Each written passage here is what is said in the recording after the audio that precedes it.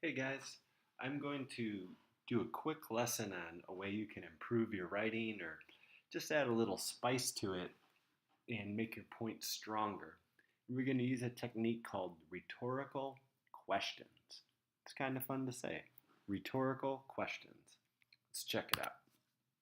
So, rhetorical questions are asked to be dramatic, not to get an answer. I'm sure you've done this when you're trying to get like something from your parents. Maybe you're trying to get money to buy a video game, and you're trying to like buy the new FIFA game, and your mom's trying not to give it to you, and you might say, "Do you really want me to bug you all day? Wouldn't it be better that I'm playing?" You don't want an answer to that question. You're just trying to be dramatic. You're trying to add on to the point you're making. And as it says here, you can use these questions to make a point stronger. So let's see it in action. Okay, here we have one back thinking about the zoos that we read about a few weeks ago. Look at this. Zoos use captive breeding to help animals mate and then reintroduce them into the wild. Isn't it better to rebuild populations than to just let an entire species go extinct? Sorry. Do you see what I did here? I gave you a fact. I said captive breeding helps animals mate, and then it puts them back into the wild. And then I just kind of turned that into this question I don't want answered, but I'm trying to make it ridiculous to say no. Isn't it better to rebuild populations than to just let an entire species go extinct? You see, I'm kind of just playing with the reader. I'm putting them in a position where they kind of feel bad to be against my side. I'm using a fact and then turning it. That's a rhetorical question. Let's look at this one, the other side of the argument.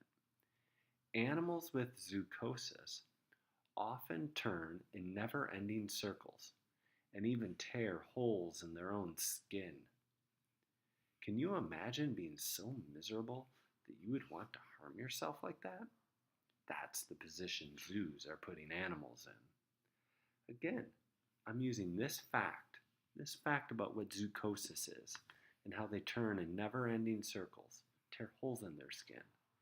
And then I'm just asking a question off of that. Can you imagine being so miserable that you would want to harm yourself like that? I'm not adding any new facts, any new information. I'm just playing with the reader. I'm toying with their emotions there because it would be hard to answer, yeah, I could imagine, that'd be fine. Like no one would do that. So it's like an argumentative technique. Now, the key is to rhetorical questions, you can't use them too much. Once, maybe twice in a paper or in an essay. If you use it all the time, it starts to be more like a trick and you lose the substance, the professionalism of your writing. But once or twice is a good little way to play with the reader, get your way. Okay, so I think it would be great if you went back into your writing and asked yourself, is there a place where you can maybe use a little drama? You could maybe strengthen it a little bit.